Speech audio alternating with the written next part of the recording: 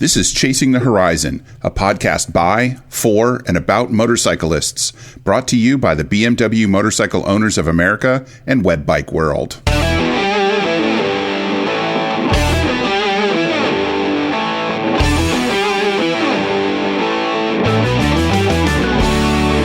Welcome to episode 141. I'm your host, Wes Fleming, and our guest this time is Dolf Willigers, the General Secretary of FEMA, Europe's umbrella motorcycle rights association.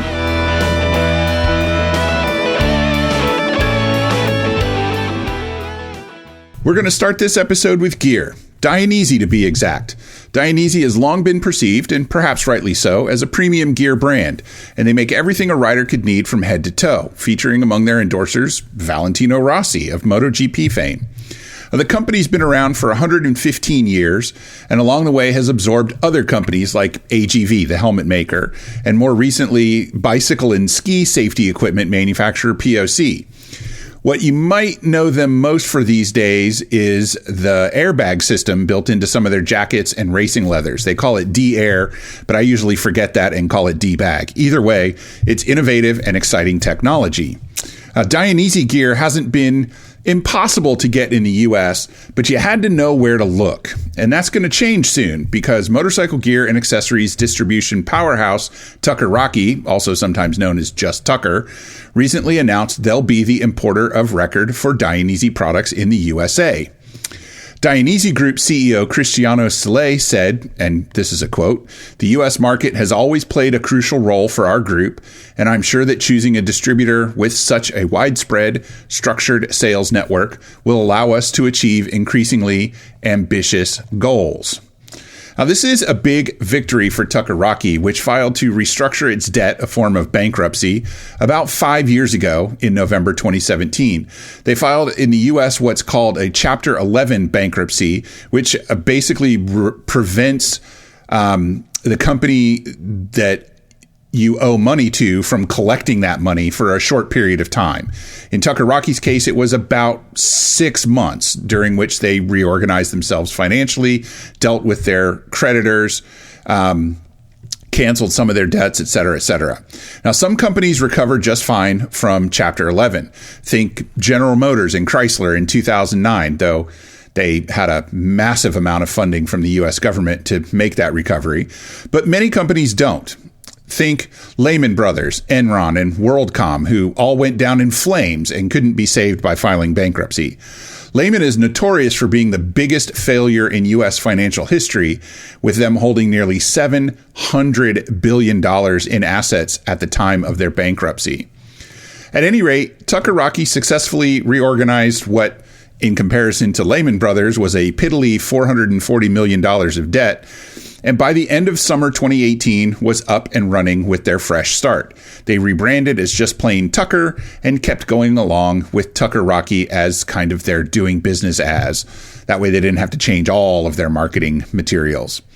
Interestingly enough, though, at the time, back in 2017, 2018, Tucker Rocky was part of a really, really large power sports conglomerate called MAG, M-A-G, which, and remember, this is back in 2017, so ownership of these companies could have changed hands between then and now. But in 2017, MAG controlled not just Tucker Rocky, but J&P Cycles, Kuryakin, the Motorcycle Superstore, Renthal, and Vance and Hines, among others. So it was a big deal. At any rate, I kind of got off on a tangent there. Tucker Rocky is going to start importing Dainese gear, so look at that stuff at a Tucker supplied dealership near you in 2023. As suspected by many, in the wake of BMW's massive 1800cc cruiser called the R18, the company looks to be planning to make a smaller version in that cruiser style. And so far, they've already secured naming rights for R12, and now they've filed more papers to secure the naming rights for the R12S. We don't know what that bike is going to look like exactly, but hey, the name is out there. BMW previously made a bike called the R12. They made about 36,000 of them between 1935 and 1942. At the time, you could really only get two BMWs, the R12 and the R17. So the R12 was the smaller of the two, I think. The original R12 had a top speed of about 70 miles per hour and produced 18 horsepower, which for 1935 was probably a lot. Now, the assumption so far is that the modern R12 will be some kind of cruiser, but more in line with the R9T series, the heritage line that they do. And despite its name, the R9T has an engine that displaces 1,170 cc's. It's got the same engine as the original R1200 series from the early 2000s. Now, elsewhere in Europe, Austria's KTM announced that starting with the 2023 model year, their middleweight adventure bike, the 790 Adventure, will be built in China by a large manufacturer called CF Moto. That's actually what we call it. They have a longer name. We call it CF Moto because it's easier. KTM already distributes CF Moto branded bikes in the UK and Ireland, so this isn't a new partnership for the company.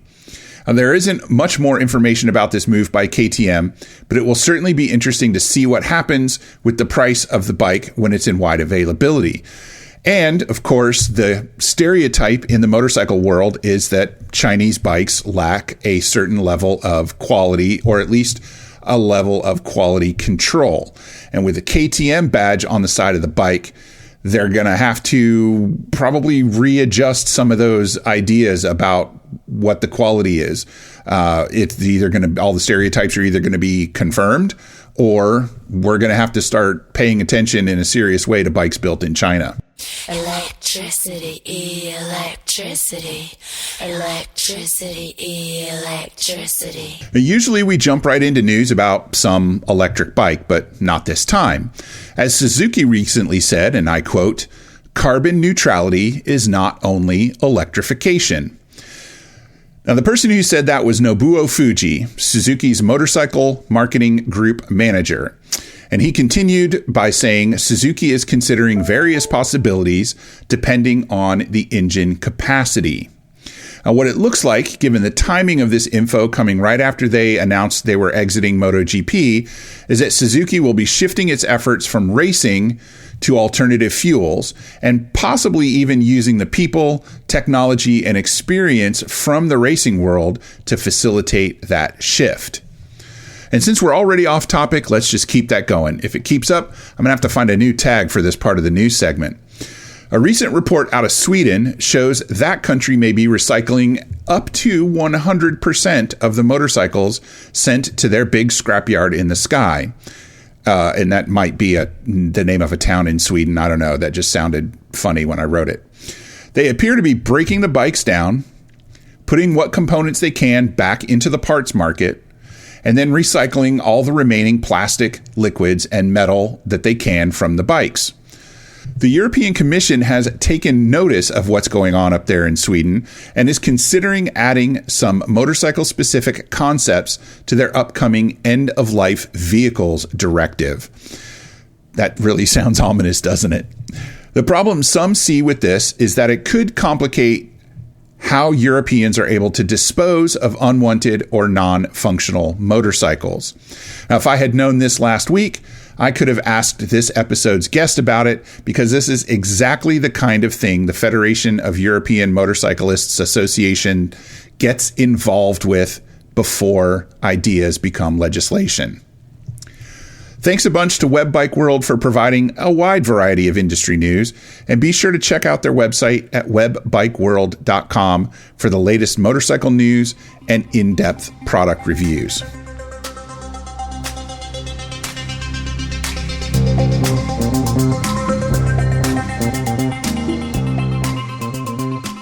Do you know that from age 3 to age 10, a child's brain is more than twice as active as an adult's?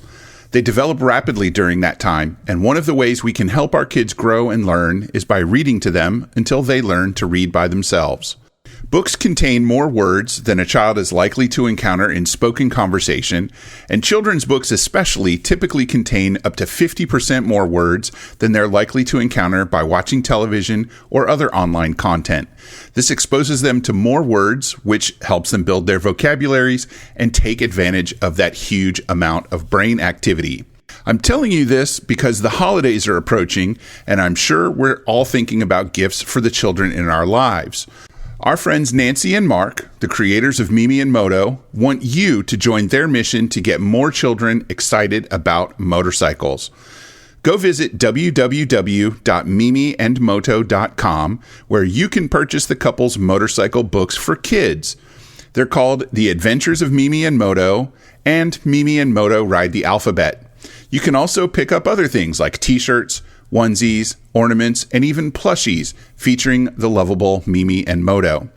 And stay tuned as Nancy and Mark are working on a new chapter book called Mimi and Moto's Magical Meteors, First Gear, which they plan to release early in 2023.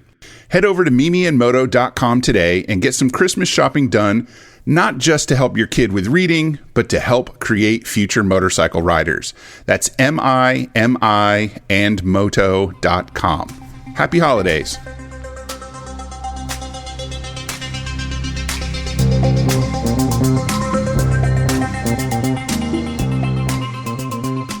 Joining me on this episode of Chasing the Horizon is Dolf Willigers, who is the General Secretary for the Federation of European Motorcyclists Association, which you'll hear us refer to as FEMA throughout the program. I want to make a note that it is different than the American version of FEMA, which has a different purpose and is not involved with motorcyclists. Dolf, sir, welcome to the show. Yes, thank you.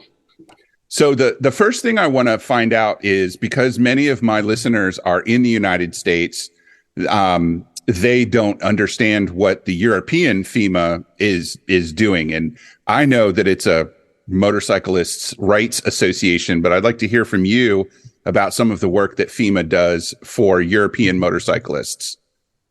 Very well.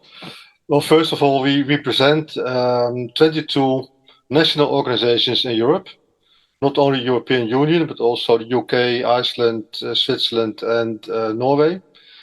But we represent them mostly at the European Commission, European Union, and also in a little bit less in Geneva at the UNECE, the United Nations European Commission for Europe, the Economic Commission for Europe. So, what we do, we are a lobby organization, so we represent the motorcyclists. We deal with issues like road safety, costs, driving licenses, whatever you can think of that has any relation to motorcycles. And we do that from our small office. Well, not really office, but okay. Because we have a staff of just 2 persons. And we work together with other organizations like ASEM, that is the European Motorcycle Manufacturers Organization, and FIM, which is the Global Federation of Motorcycles. Mm-hmm. So, and what we do, we talk with members of the European Parliament, MEPs. We talk with European Commission, which is, you could say, the government of Europe. Right. And we also talk with the representations of the member states. So the European Union is 3 organizations of 3 parts. It's the Parliament, it's the Commission, and it's the Council, where the member states are represented. So we talk with all of them and try to influence the legislation as soon as in a very early stage. And sometimes we do that alone, sometimes we do that together with ASEM or FIM or maybe some other organizations, just what the issue is. So I know that because the EU, the European Commission, is a collection of nations that may all have slightly different laws related to the roads, to riders, to licensing, those kinds of things, is part of what FEMA does, trying to create some consistency across the block so that a motorcyclist who, leaves England for vacation in Spain doesn't have to necessarily do a lot of research on what the laws are in France and Belgium or the Netherlands as he travels through to his destination. It's a bit more complicated than that. Okay. Because you have European laws, you have European regulations, you have European directives, and European directives are more or less a sort of kind of framework to which the member states have to make their own laws within the framework. So when you look at the driving license directive, it sets certain minimum standards for driving licenses, for the tests, for how the driving license looks like, etc. Okay. And then there is some small differences per country, but they have to make the national laws conform the minimum standards. So that way, a driving license that is issued in, say, Belgium is valid in France, in all EU member states, and some other states too, like the EEA states that are related to the EU, like Norway, Switzerland, etc. Sure. UK is a bit different story, of course, because UK was part of the European Union until Brexit. Right. And they are separate. So British driving licenses are still recognized in the EU, but that might change in the future. Right. If they change their licensing requirements, then the EU may review their agreement to continue accepting those. Yes, then you have to buy an international driving card, like US and American would also have to do when you come to Europe. Right. Yeah, it sounds to me like FEMA is or in the United States, we have an organization very similar called the American Motorcyclist Association that sounds like it does very much the same kind of work that FEMA does with legislation and riders' rights and things like that. I'm sure there are a number of differences. One of which being, I'm sure nobody at FEMA is trying to get helmet laws revoked. I picture Europe as a much more, as far as motorcycling goes, a much more safety conscious environment than the United States. And I think that might just be kind of a cultural difference developed over time. Yes, that's correct. I know AMA quite well. I know some persons who work at AMA quite well. I have regular contacts with them. Excellent. So I know the differences between the US and Europe. Yes, we are more safety conscious, but it's a cultural matter, of course, that we have much more regulations, I think, than you have in the USA. Yeah. And helmet, yes, it's not a discussion. Even some organizations who still say that they are against mandatory wearing of helmets, they are not fighting for it anymore. It's just something that they have in the back of their mind, but it is not a real issue. Right. So how did you come to be involved with FEMA?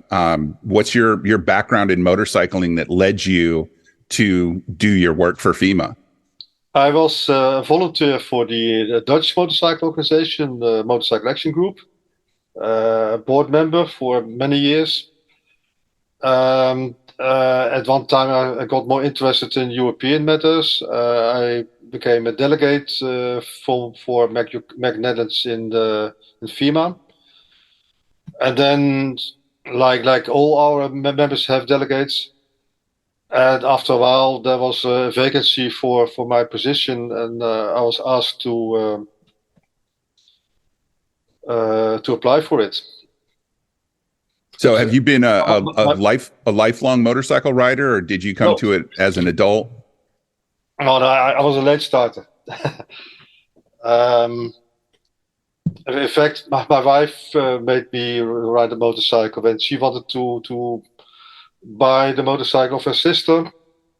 She told me that, and I said, "Well, go ahead, but don't expect me to ride pillion with you." And then a few days later, she told me, "Well, next Saturday we have our first training." So that's how it started, and that was 25, 30 years ago. Yeah. So what kind of motorcycle do you ride these days? These days, I have Honda Pan European ST 1300. Okay. And I know you live in Belgium. We didn't discuss this before our conversation, but I lived in Belgium for several years as a youth in my teens. My father was stationed at Shape headquarters, which is down the road from Brussels in Mons. And I just remember it raining a lot. Of course, this is now 35 or probably closer to 40 years. So I assume you have excellent rain gear, or is my memory of the climate in Belgium off? Well, actually, I live in the Netherlands, not in Belgium. Okay. The office is in Belgium, so I made that mistake. Yes, but it's 130 kilometers, and I work normally from home.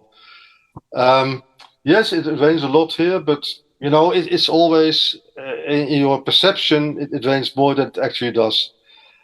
So usually I can travel dry. And nowadays, motorcycle gear is that good that you really don't need special rain gear, I think. Yeah, that's true. And my motorcycle has a good protection. So as long as you ride, you stay dry. Yeah, it's those pesky stoplights and gas stations that get you. Exactly. So the reason that I approached you to be on the show is because of an article that I read on webBikeWorld, which is one of our partners where we get a lot of our motorcycle industry news from. And in the article is talking about a recent statement you made about encouraging manufacturers and governments to keep the cost of motorcycling down. Taxes are going up, prices of motorcycles are going up. And as that happens, it becomes less attainable for folks, what we in the United States we would refer to as middle class people to ride, which is making it difficult to, keep emissions down, keep traffic problems down, because as we know, motorcycles pollute less, they cause less stress on the infrastructure. So I would really love to dig into that topic with you because that's why I wanted to reach out and chat with you in the first place. Yes, well, the article I wrote, it was a bit broader than just motorcycling. It is mobility in general is getting more and more expensive. Yeah. Nowadays, when you buy a car in the Netherlands, it's not possible to buy a car, almost not possible to buy a new car that is costs less than 20,000 euros, which is more or less $20,000. Right. So it's and not only cars are getting more expensive, but also the insurance costs, the fuel, you name it, it's getting more and more expensive. Parking, not to forget. But also public transport is getting more and more expensive. So what you get after a while is mobility poverty. People are not able to travel anymore. So my main message in my article was that motorcycles can be for many people a cheaper alternative to cars and public transport. So that was my main message. Of course, motorcycles, as you say, are more agile, lighter, smaller, pollute less, use less fuel. So the costs are lower, the traveling is better, and you still have your own means of transport. You don't need to use public transport. Personally, I hate public transport. But it's also a solution for traffic jams, etc. my usual ride is from my home to Brussels, to the office or institutions, 130 kilometers. On a motorcycle, it takes me 1.5 hours. Public transport takes me 3.5 hours. Wow. Cars, well, depending on the situation on the road, sometimes I can do it in 1.5 hours, but sometimes it takes me 3, 4, 5 hours, just how the traffic situation is. And then you have the parking in Brussels. That's a problem with the motorcycle. I can put everywhere. In the Netherlands and in Brussels and in Belgium, we have the officially you're not allowed to park your motorcycle on the public footpath. But in practice, if you do that in a way that you do not hinder the pedestrians, so when you leave at least a meter distance for them, then it's well, more or less allowed. It's Tolerated. tolerated. That was the word I was looking for. Yes. Yeah. So it's quite normal for motorcyclists to park the motorcycle on the public footpaths in Belgium and in the Netherlands. Yeah. So you can leave it. So there's always a spot where you to find where you can leave your motorcycle, contrary to cars. So that's one of the reasons for myself to use a motorcycle to go to Brussels. But coming back to costs, well, motorcycles are cheaper than cars. Yes. To buy. Of course, you should not look at the high-end motorcycles like the expensive, at least in Europe, very expensive Harley Davidsons or BMWs. But when you buy a smaller motorcycle, then you can buy for a few thousand euros a new motorcycle, and the running costs are much lower than for cars. So it's a good alternative, but of course it should stay that way. If the governments raise the taxes on motorcycles, raise the taxes on fuel, make parking less possible by forbidding parking on the footpaths, and when they include motorcycles in the emission zones, because that's the new problem in Europe, that many cities have low emission zones. London even has an ultra low emission zone, which is usually the city center and usually aimed at cars and trucks, heavy good vehicles, etc.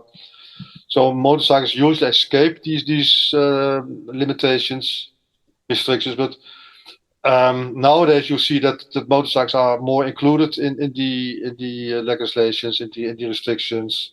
Like London has expanded the ultra low emission zones to Greater London, which is quite a large area, and it is for all vehicles, including motorcycles. So this, when legislators do such things, then of course, it's impossible to use your motorcycle anymore, right, in a affordable way. So that was what I was saying in my article, that they should not do that. They should see motorcycles more as a solution and not as a problem for emissions and pollution and traffic jams, etc. Yeah, and I know in the United States, we draw a pretty clear distinction between a motorcycle and a scooter, and I don't believe that Europeans have quite the same distinction. I mean, I know where I feel like folks in Europe consider a scooter to be a motorcycle, just a small motorcycle. Am I off on that? Well, scooter is a word that is used both for smaller motorcycles. Okay. But then it's just a motorcycle, legally. But sometimes it's used for mopeds, and then of course it's a moped. So a scooter is not an easy word to use. I personally, I never use the word scooter for motorcycles or mopeds. I use motorcycle or moped to make the distinction.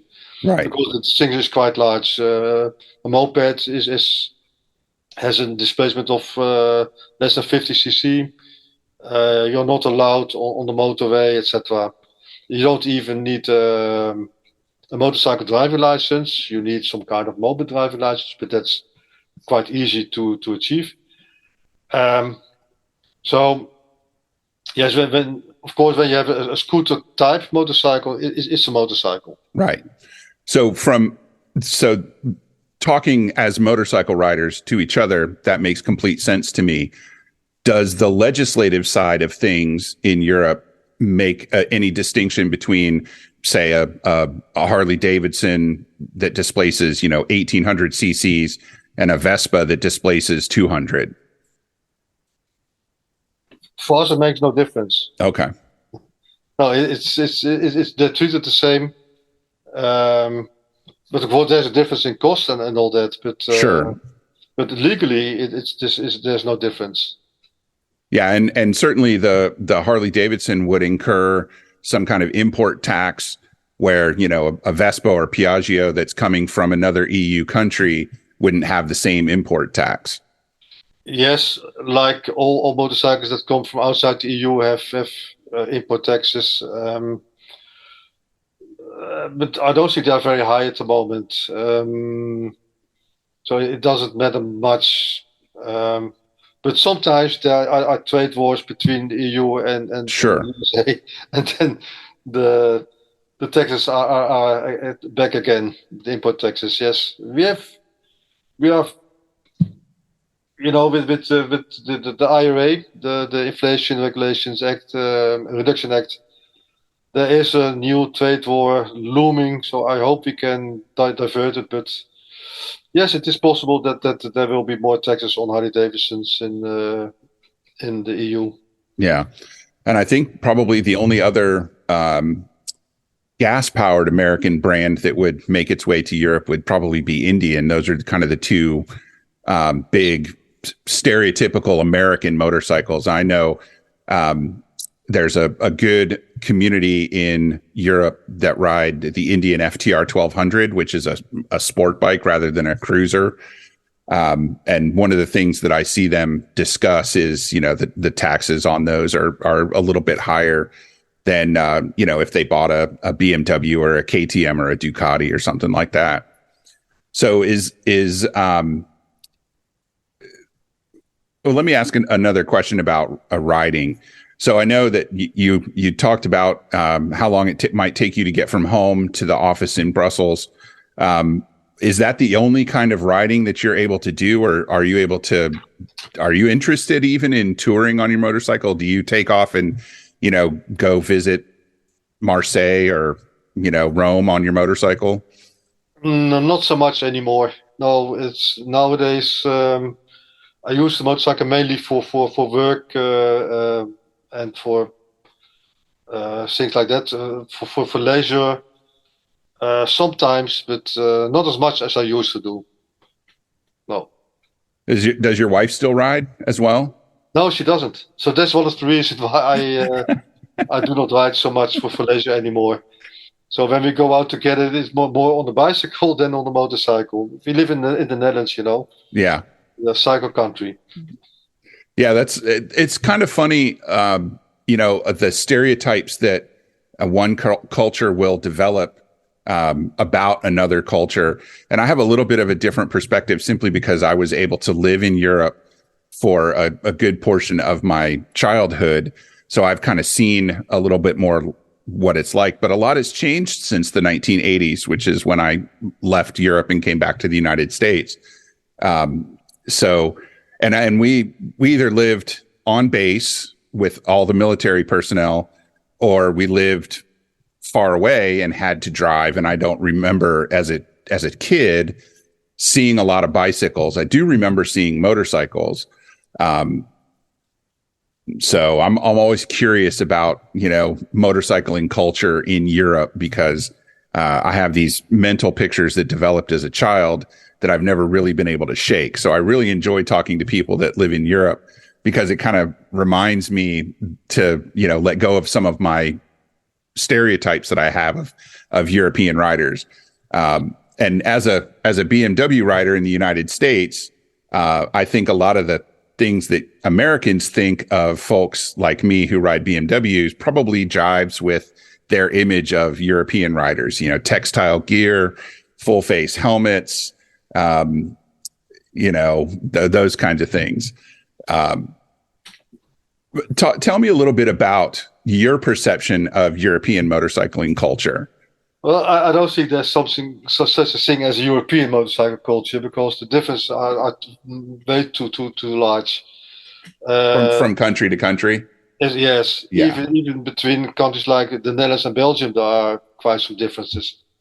But especially when you look a bit further away, when you go to the Nordic countries, Sweden, Norway, etc., the motorcycling is really for leisure. Of course, because of the climate, for them not able to ride in the winter, right? Snow, etc.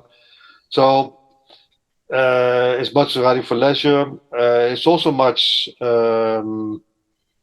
especially in Finland, much building with motorcycles, like changing motorcycles, customizing them. Okay. So that's especially a Finnish thing. When you go more to the south, in the UK, it's a mixture of leisure and commuting. In the Netherlands, it's mainly leisure. But when you go to Italy, Greece, there it's more commuting and less leisure. And there, the motorcycle is just the daily means of transport, especially when you go to places like Rome and the big cities in Italy and Greece. Yeah, lots of population and even mild weather in the winter. I don't, at least the part of from Rome south, Italy doesn't have particularly hard winters. No, nor do we have in the Netherlands. So I ride all year round. Excellent. Except when the weather is too bad or when I don't trust the weather. So I don't want to risk to need to ride on black ice, of course. But when the weather allows it, then I ride all year round. And I think nowadays most people do in my part of Europe. Have you found any change in engagement with the motorcycle rights groups over time? As in the United States, motorcycling, especially motorcycle clubs, tend to skew towards older folks who be retired, have a little more time to volunteer to do those things. So I'm curious how the different organizations that FEMA works with, are they getting younger advocates that are coming up through the ranks? No, not yet. Unfortunately not. No, it's one of the things that worries me a little bit, that the average age of motorcyclists in general and of our members is quite high these days. You have to think about, well, on average in Europe, over 50. Okay. Some companies maybe even 60. So we will have to look at ways to reach out to the younger people. But what we discovered is that young people in Europe, they don't see themselves as riders. They see themselves as just young people who now and then use a motorcycle or another powered two-wheeler. But they don't want to be associated with what they see as the stereotype motorcyclist or biker. Mm-hmm. It is indeed the guy is in leather, etc. Right. But this is a challenge for us to reach out to these younger people and convince them to join the motorcycle community. But like I said, they don't see themselves as motorcyclists. Right, just as a person who rides a motorcycle. Exactly. And it's a very distinct thing in the mind of the rider. I mean, we would consider them riders, but that self-identification is what's critical. And if they don't identify as a motorcyclist, then things that affect motorcyclists from a legislative level don't have as much kind of mental impact on them through the course of their riding. Yes, exactly. I remember I was visiting another organization, and the guy who let me out, he said, "No, I'm not a motorcyclist," but during our walk, he told me that he came to his work every day on a 125cc motorcycle scooter. And I told him, "How can you say you're not a motorcyclist? You are a motorcyclist." Yeah, if you ride every day, you're definitely a motorcyclist. Yes. So, what are some of the things that FEMA is working on right now beyond kind of your I think very important advocacy to keep transportation costs down? Yes, that is one of our main issues at the moment. To keep the cost down. Of course, there's also the issue of the energy transition. The European Union is going to ban the sale of new cars with internal combustion engine from 2035. Right, which is not as far away as it seems. Exactly. They didn't mention motorcycles yet. But they will. They will, exactly. We know from experience that they will in due time. So what we are trying to do now together with the industry is to convince them that motorcycles are not the same as cars. It's not as easy to build an electric motorcycle that has the same range and handling as a motorcycle with internal combustion engine. So, and when you look at the total picture, then motorcycles, the emission from motorcycles is so little that it doesn't really matter. But I don't know if that argument will convince them. But the fact that the motorcycles are really different from cars, and the range and weight issue are important for us. We hope to convince the lawmakers that they should leave the motorcycles out of this kind of bans. We're also looking at e-fuels as an alternative for fossil fuels. Mm-hmm. And well, that way we hope to be able to keep using motorcycles as we know them now. Right. And that way we can also keep the costs down, because electric motorcycles are quite expensive and they will be cheaper in due time, but I doubt if they will be as affordable as thermal motorcycles. And that was one of the things I wrote in my article, that the costs of the raw materials that you need to make batteries are really rising at the moment. Yeah, and some of those materials are very difficult to get out of the ground in the first place. Yes. And like mining things is the precious metals, the rare earth metals, those kinds of things is not just expensive, but it can also be environmentally destructive. Exactly.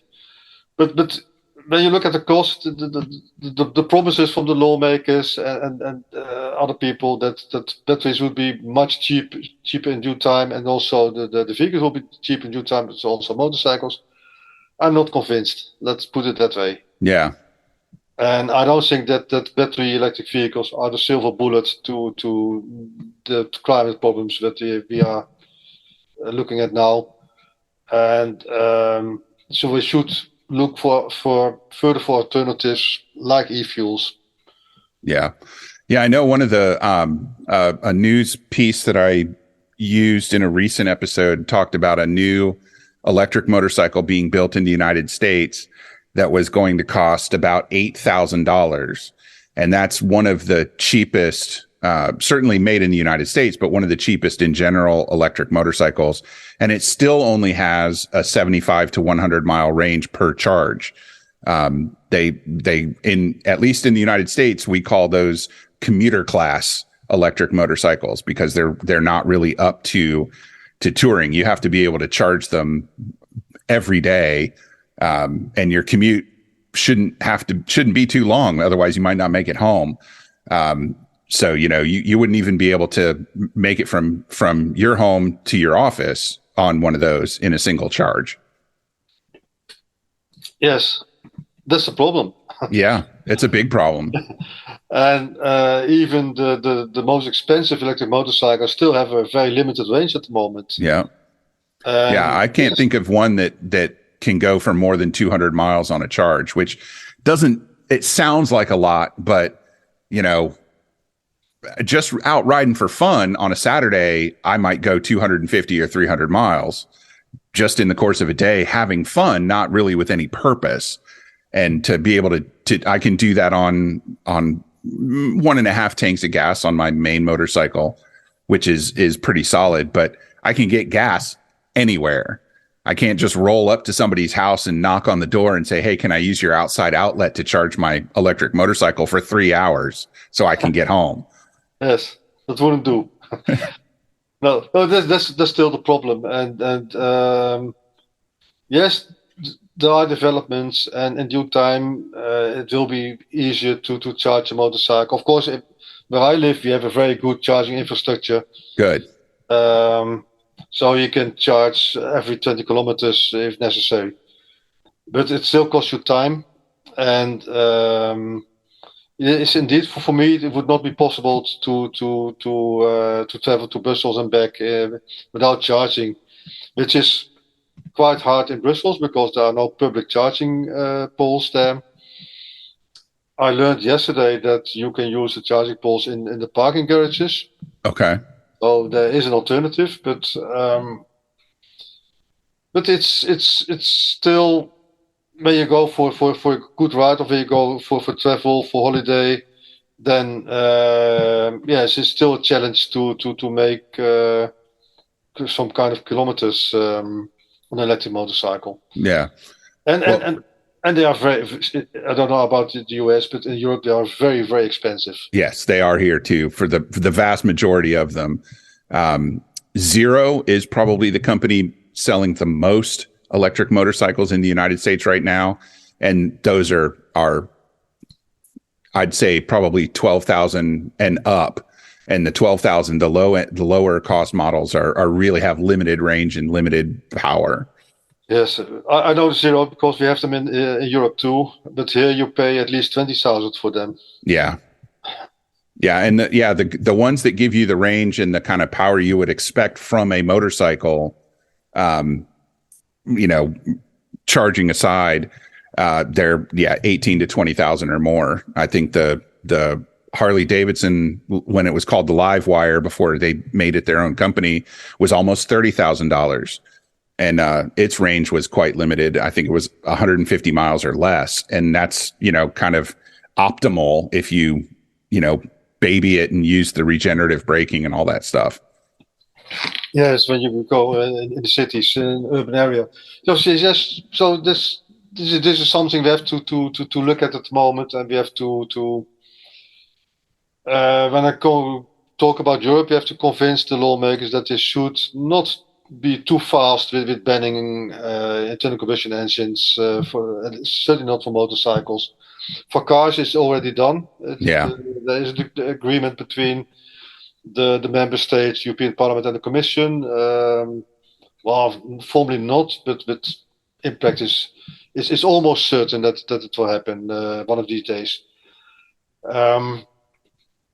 And for like I said, motorcycle are not mentioned yet, but we still have some hope to have them excluded from these new measures.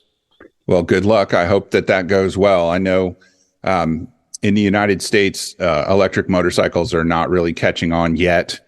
We'll see what happens. But if the government was to announce that in 10 or 12 years' time, no more internal combustion, there would be a big outcry. Yes, and here in some countries there's a big outcry, but in many countries, of course, it's not being said yet, but it will happen probably, and we're still fighting to avoid it. But yes, if it is really said, then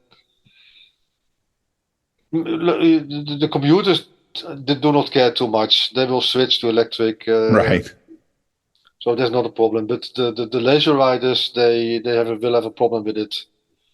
But the group is too small to have much influence on legislation by protesting. So what we have to do is to be at the early stages of new legislation. Yeah. To avoid the drafts that will lead to a ban of internal combustion engine motorcycles. Yeah, and that's the real value and the real promise of organizations like FEMA in Europe and the AMA in the United States, is that advocacy early in the legislative process. Yes, as early as possible. Yes. Yeah. Dolf, I want to thank you very, very much for taking time out of your day to talk with us about all of these things. And I want to let people know that they can learn more about FEMA on the internet at FEMA motorcycling.eu. That's FEMA motorcycling.eu. Does FEMA have a social media presence? Are you guys on Instagram or anything like that? We are on Instagram, but mostly we are on Facebook, on LinkedIn, Twitter, but mostly on Facebook and on our website. Yes. Excellent. Well, and I look forward to keeping up with FEMA and all of the good work that you guys are doing on behalf of motorcyclists all over Europe. Thank you very much. Thank you. You're welcome. Bye-bye.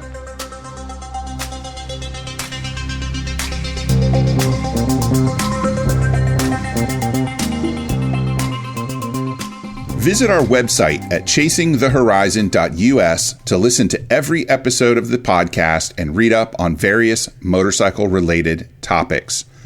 The best way you can support Chasing the Horizon is by joining the BMW Motorcycle Owners of America. Yes, it says BMW right in the name, but we absolutely do not care what bike you ride. We know what's most important. The MOA is all about the community of riders, not a single brand. You can join as a digital member for $39 a year or as a traditional member for $49 a year. The biggest difference there is digital members don't get a hard copy of our monthly magazine in their mailbox. They access the BMW Owners News online. Each membership supports digital offerings like Chasing the Horizon, The Ride Inside with Mark Barnes, and everything else the MOA does. Find out more at bmwmoa.org. And ride along with us on the internet. Chasing the Horizon is on Facebook, Twitter, and Instagram. There's a mailing list with exclusive content and giveaways that are only open to subscribers. You can sign up for that at tinyletter.com/chasingthehorizon. We'll see you out there somewhere on the road or off it. Ride safe.